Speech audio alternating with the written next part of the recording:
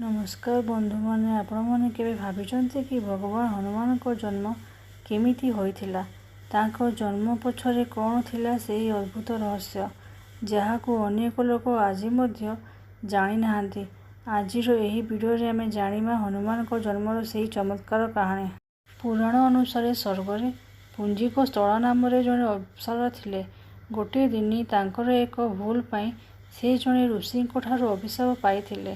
ଋଷି କହିଥିଲେ, ତୁମେ ପୃଥିବୀର ବାନର ରୂପରେ ଜନ୍ମଗ୍ରହଣ କରିବ। ଶୁଣି ସେ ବହୁତ ଦୁଃଖିତ ହେଲେ।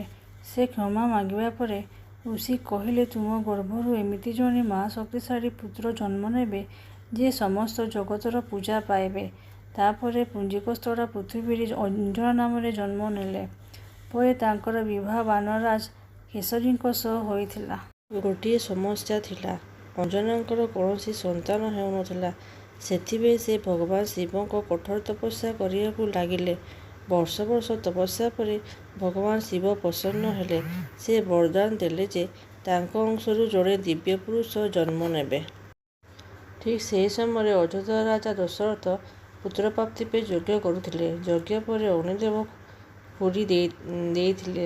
କାହାଣୀ ଅନୁସାରେ ସେହି ଦିବ୍ୟ କ୍ଷୀରିରୁ କିଛି ଅଂଶ ବାୟୁଦେବଙ୍କ ଦ୍ୱାରା ଅଞ୍ଜନାଙ୍କ ପାଖକୁ ପହଞ୍ଚିଲା ଏବଂ ସେହି ଦିବ୍ୟ ଆଶୀର୍ବାଦରୁ ଜନ୍ମ ହେଲା ମହାବଳୀ ହନୁମାନଙ୍କର।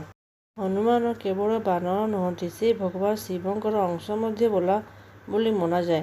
ସେଥିପାଇଁ ତାଙ୍କ ରୁଦ୍ର ଅବତାର ମଧ୍ୟ କୁହାଯାଏ। ଛୋଟବେଳୁ ହନୁମାନ ଏତେ ଶକ୍ତିଶାଳୀ ଥିଲେ ଯେ ଥରେ ସେ ସୂର୍ଯ୍ୟଙ୍କୁ ଫଳ ଭାବି ଖାଇବାକୁ ଦୌଡ଼ି ଯାଇଥିଲେ।